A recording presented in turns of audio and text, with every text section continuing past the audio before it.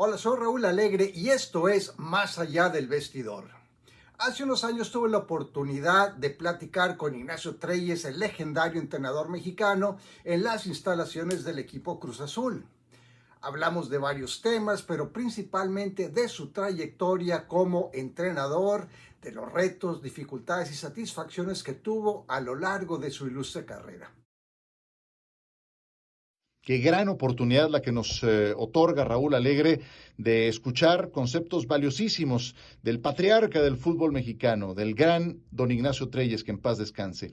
Figura irrepetible del fútbol mexicano, no nada más por lo que hizo a nivel de clubes, donde es el entrenador con más títulos de liga, todos en torneos largos, por lo que hizo en Cruz Azul, por lo que hizo en Selección Nacional, y siempre con el comentario agudo, siempre sabía qué decir don Nacho Treyes, iba un paso adelante del entrevistado, por lo cual cada charla con él era un desafío para uno como periodista, como entrevistador. Así es de que vale la pena ver y escuchar a don Nacho Treyes en este documento valiosísimo que Raúl nos tiene reservado.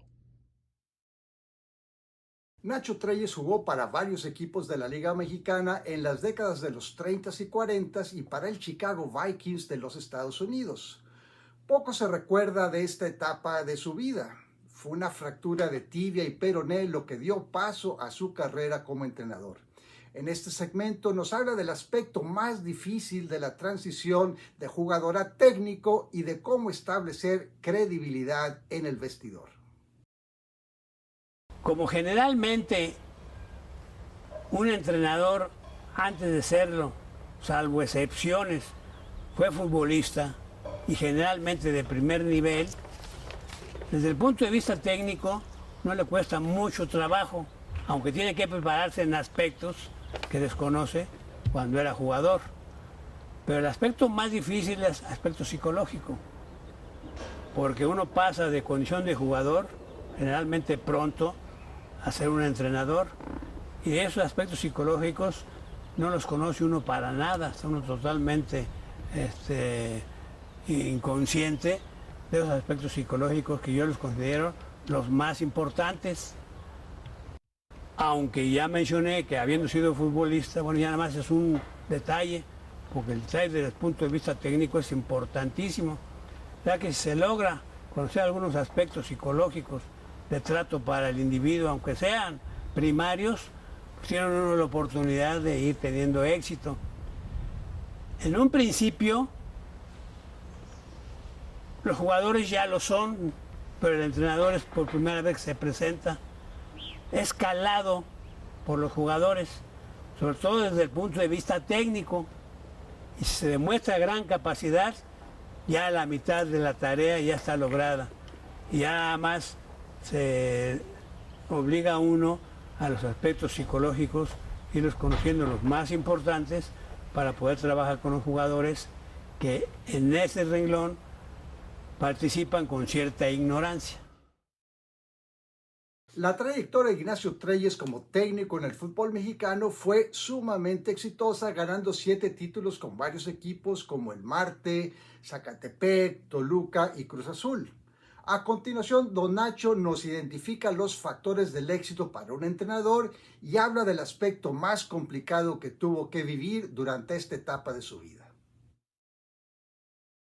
Se da una coincidencia muy curiosa.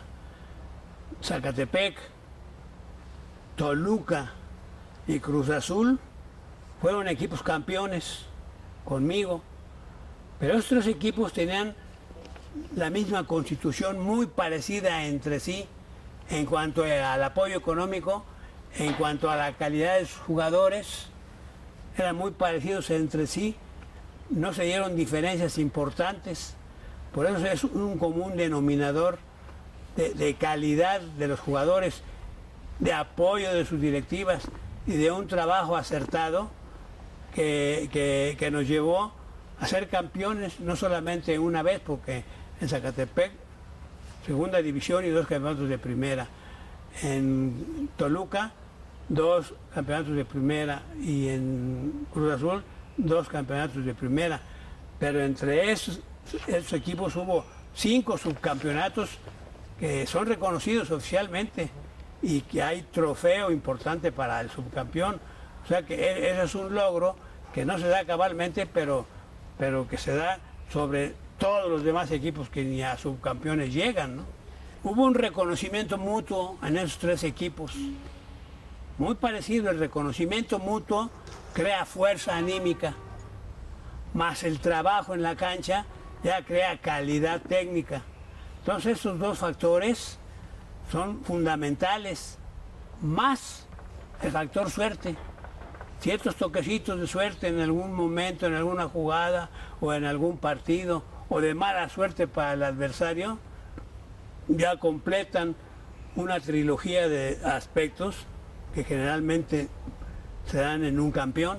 Con el equipo Marte ganamos una sola temporada, pero era un equipo muy especial, era un equipo al que nosotros le llamamos de gitanos, de que se inspiraban, eran lo mejor del mundo, pero luego jugaban un partido malo. Eso se debía al tipo de apoyo que no era consistente y que eso crea problemas en la mente de los jugadores, que no hay el apoyo económico que lo hubo en los tres equipos que mencioné.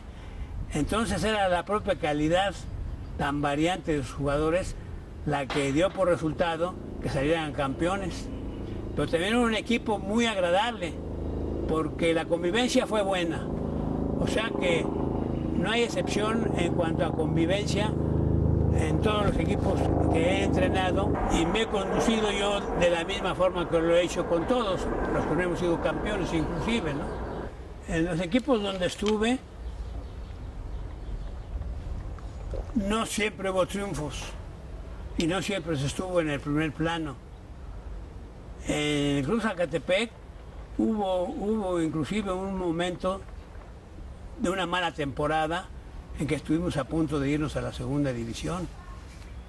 Esa vez los jugadores reaccionaron y con una poca de suerte nos salvamos. En Toluca no se presentó ese tipo de situación y en otros equipos tampoco se ha presentado ese tipo de situación. Por eso es que ha sido uno más o menos afortunado en ese renglón. Sin embargo, el aspecto más difícil al que siempre me enfrenté fue al periodismo, a los medios de comunicación. Nunca tuve yo buena prensa, como se dice en el argot de medios de comunicación. Siempre todos estuvieron en contra de mí.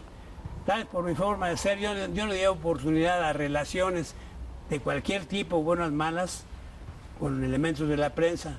Sin embargo, no faltaron excepciones, 2 o 3 excepciones importantes, que aceptaban mi realidad y se apegaban a ella a la hora de escribir algo. Pero en términos generales, siempre iba yo contra poderosas plumas y poderosos comentaristas. Entonces, mi mayor satisfacción fue, a pesar de eso que suele ser tan aniquilante o que destruye a cualquiera, las cosas me fueron bien. Afecta hasta donde uno deja llegar. Naturalmente que la mayor parte, aunque se referían muchas veces al equipo, era hacia mí a quien estaban dirigidas las críticas negativas, ¿no? Entonces yo platicaba con los jugadores, vivíamos dentro de una realidad que no era ni en sentido positivo ni en sentido negativo la que establecían algunos medios de comunicación. Entonces se sobreponía uno a ese tipo de situación y a la hora de un entrenamiento o de un partido se olvida ese aspecto que es tan importante en la actualidad para dedicarse nada más a la tarea de entrenar bien o jugar mejor. 1954 marcó el primer año en que Nacho Treyes colaboró con la selección mexicana con miras al Mundial de Suiza. Poco después asumiría la dirección del Tri y se convirtió en el único entrenador que estuvo en 3 mundiales y que no fue despedido. Siempre se han escatimado las verdades con relación a mi actuación entre la selección mexicana de fútbol. La verdad es esta, y hay testigos vivientes y hubo testigos muy importantes ya fallecidos que hubieran podido corroborar esto en cualquier momento. A raíz de que se ganó el primer campeonato con el Marte, a mí se me ofreció que iba a ir de auxiliar a Suiza en 1954. Estaba formada la selección, la entrenaba el señor López Herranz, Antonio López Herranz, español él. Entrenaba el equipo España y le dieron la selección nacional para 1954 ir a Suiza. A mí se me ofreció que si ganaba el campeonato con el Marte, iba yo de auxiliar de él. Salieron las cosas bien con el Marte, sin embargo no se me cumplió. En ese tiempo el presidente de la Federación Mexicana de Fútbol era un militar, el general Núñez, un hombre de hierro, con poco conocimiento futbolístico. Entonces él se opuso a que fuera yo, fue él, no les fue bien. Sin embargo, hicieron algún resultado bueno y es la historia. ¿Y por qué se opuso, cree usted, el señor Núñez? Porque era muy autoritario, no daba razones, decía, va esto y no va, y se acabó. Así fue. Claro, con el tiempo dejó de ser presidente y ya llegaron otras personas, una de ellas el señor Cañedo, todo lo contrario, muy inteligente, muy capaz para relaciones públicas, era su fuerte, entonces cambiaron la situación. En 1958 estaba yo en algún equipo, de los que hemos mencionado. Entonces se preparó la selección nacional para ir a Suecia en 1958. México tenía que competir en la eliminatoria de CONCACAF, la acostumbrada. El señor López Herranz era el entrenador del equipo. La competencia se dividía en dos partes, la norteamericana y del Caribe y la centroamericana, aunque todos eran miembros de CONCACAF. Había nada más un pasaporte para ir al Mundial de esa CONCACAF. Entonces, se había competido ya por parte de la selección en Estados Unidos con Canadá y con Estados Unidos, con el señor López Herranz de entrenador o director técnico. Entonces quedaba la segunda parte de competir contra los equipos de Centroamérica, porque el vencedor era el que iba a Suecia. El señor López Herranz cayó gravemente enfermo. Entonces a mí me llamaron para hacerme cargo de la selección. Naturalmente que era la misma, yo no hice modificaciones, no tenía por qué hacer modificaciones. Además los jugadores eran aceptados y conocidos por toda la afición y el periodismo en general. Entonces yo con mucho gusto acepté entrar de emergente y cumplimos bien la tarea de Centroamérica, con Costa Rica, Honduras, etcétera, etcétera. Entonces ya calificó México para ir al Mundial. Se llegó el tiempo de ir al Mundial, yo seguía fungiendo como entrenador, porque estaba convaleciente don Antonio López Herranz. Entonces el señor Cañedo, siendo vicepresidente de la Federación, pero presidente de la Comisión de Selección, en la casa de él, una casa, me pidió que si tenía yo inconveniente que don Antonio fuera conmigo, porque él conocía el ambiente europeo y yo era mi bautizo para salir fuera de la República Mexicana. Le dije que yo no tenía ningún inconveniente, que al contrario, feliz de la vida, que fuera alguien que me ayudara en ese aspecto. Entonces él fue de asesor y yo iba de entrenador. Y hay testigos, un señor Antonio Andere, que todavía escribe, que es uno de los cronistas más veteranos del fútbol mexicano, es un testigo viviente. Jugadores de esa época son testigos de que el entrenador era yo y don Antonio era el asesor. Así competimos en Suecia. Después, yo seguí de entrenador, no resultó favorable la ida de don Antonio, porque además lluvioso y muy frío, recayó don Antonio y falleció. Entonces a partir de ese momento yo quedé solo con la Selección Mexicana de Fútbol, otra vez para participar en 1962 en el Mundial de Chile. Había que volver a eliminarse en la zona de CONCACAF como de costumbre, pero además habían puesto un obstáculo de manera antirreglamentaria. Habían establecido que el ganador de CONCACAF, que era seguro que éramos nosotros, tendría que jugar contra Paraguay, que era de la zona sudamericana. porque a los chilenos organizadores de ese mundial no les convenía para nada que fuera a México, que no era nadie, y Paraguay sí es muy importante en el fútbol sudamericano, pero no había calificado. Entonces a Chile le convenía que su vecino Paraguay participara. Entonces a través de la FIFA arreglaron eso pensando que Paraguay nos iba a vencer fácilmente y pasaba a formar parte de los 16 competidores de ese mundial. Para entonces llegó aquí a México invitado por el señor Cañedo, Alejandro Scopelli, muy destacado en el mundo del fútbol, escribía y todo eso, y hizo algunos cursos aquí en México para mejorar lo que habíamos nosotros aprendido en 1950. Entonces, el señor Cañedo me pidió que aceptara a don Alejandro Scopelli como asesor. Feliz de la vida yo. Además, son compañías gratas. Tanto don Antonio López Herranz como don Alejandro Scopelli resultaron extranjeros muy valiosos. Eran personas cabales. Entonces, naturalmente, que yo feliz de que estuvieran a mi lado, pero seguía siendo yo el entrenador en Chile. Hubo un congreso medio irregular que hicieron ahí en Chile de entrenadores, y ahí me pidieron en un momento dado que yo hablara, y ahí públicamente don Alejandro les explicó a todos los asistentes que una explicación que ellos querían de México la diera yo porque yo era el entrenador, o sea que hubo un reconocimiento de parte de don Alejandro, que es un hombre noble. Don Alejandro con el tiempo también desapareció del panorama, y a Inglaterra, en el siguiente mundial, 1966, fui yo solo. La historia, ahí está escrito. México hizo un papel aceptable en Inglaterra, y ahí terminé yo como entrenador, porque aunque estaba yo nominado para seguir como entrenador para el Mundial de México, yo no acepté ser entrenador, porque yo, aún con lo establecido, no era profeta en mi tierra. Entonces yo no quería exponerme a la misma presión de siempre que había aguantado estando en México, compitiendo en México. Entonces yo dejé de ser entrenador y pasé a ser asesor de esa selección mexicana de 1970. No sé si para bien o para mal.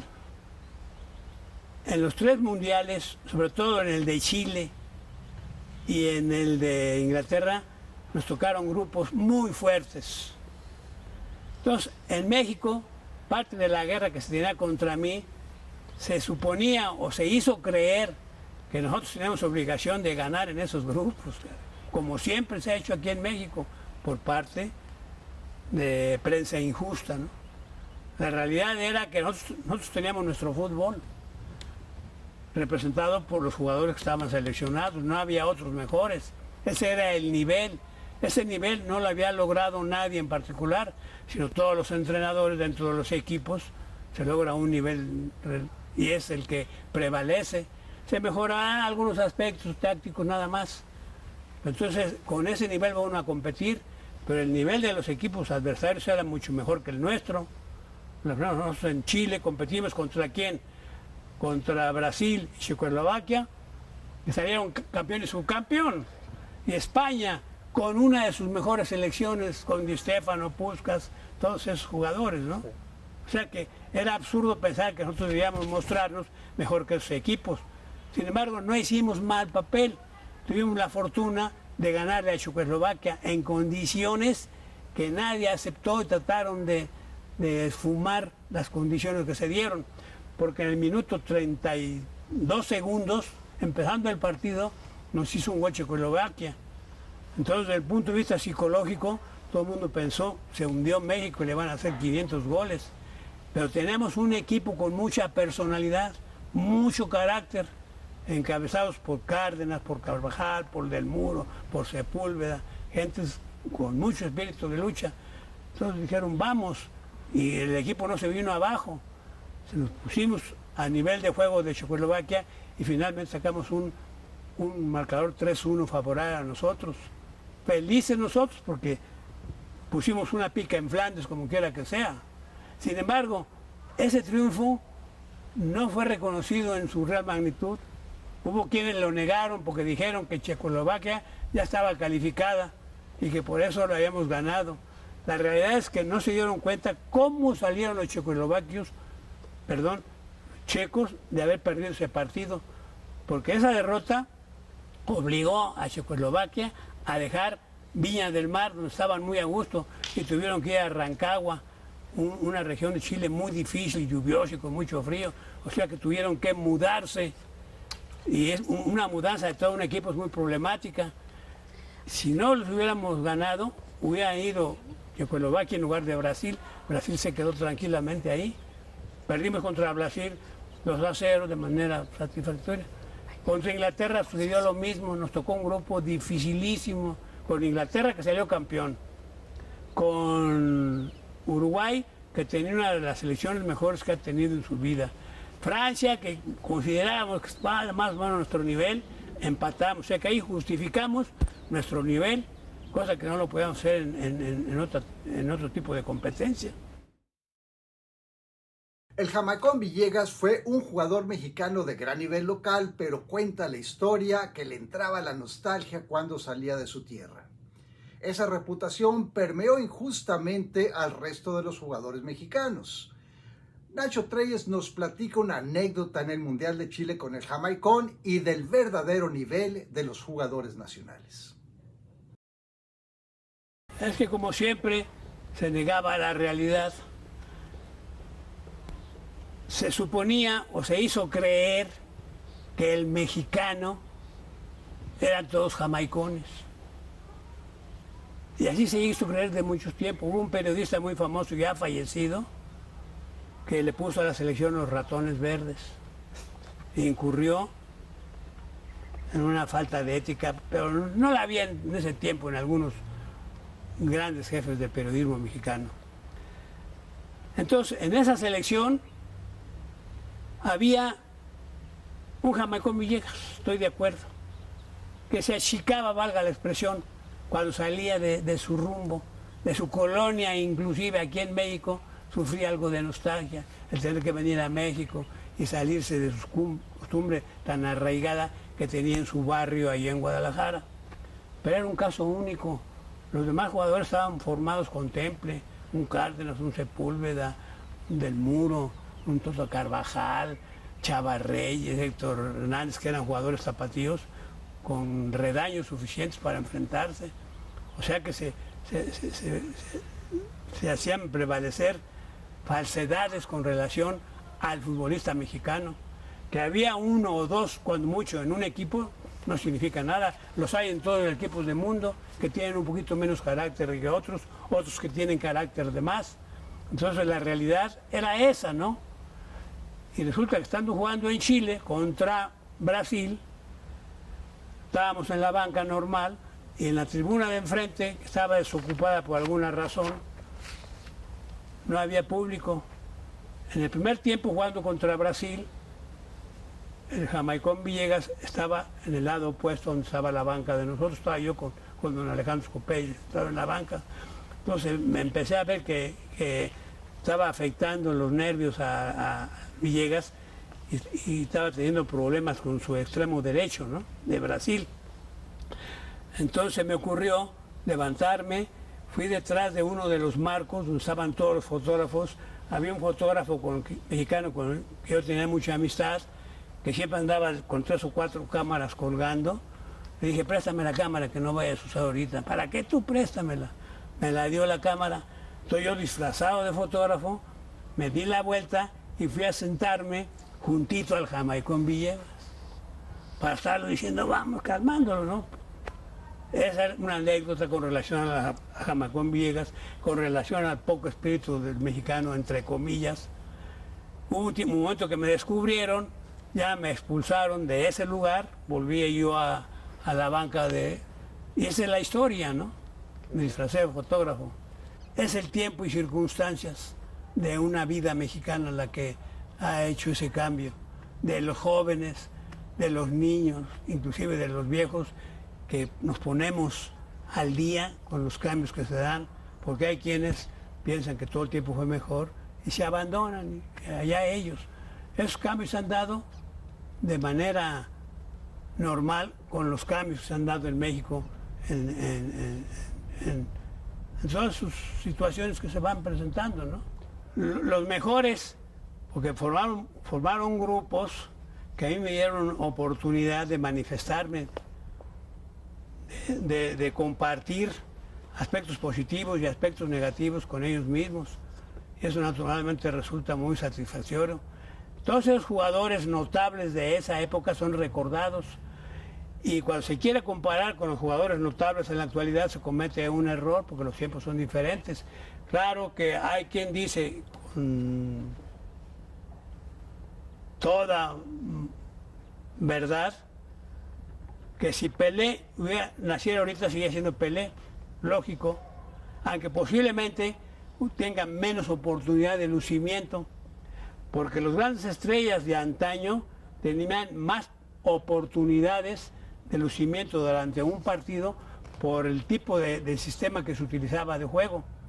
El sistema que se utiliza en la actualidad ya reduce la participación de las estrellas a menores oportunidades, entonces se manifiestan menos o con un poco más trabajo. Entonces naturalmente que da la impresión de que eran mejores los de antes o son mejores los de ahora. La realidad es que no se pueden hacer comparaciones. Para concluir esta charla, Nacho Treyes nos explica en qué consiste el éxito para una persona y nos platica de la huella que dejó en el fútbol mexicano. Pues el éxito lo tiene que marcar el propio individuo que lo persiga, porque establece una dimensión o una meta que puede no serlo para otras personas. Y si lo logra, puede considerarse un exitoso.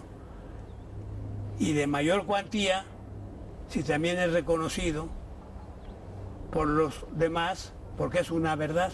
Yo he contribuido algo, no demasiado, a lo que es el fútbol mexicano. Sí me considero un pionero por edad, empecé muy joven como entrenador.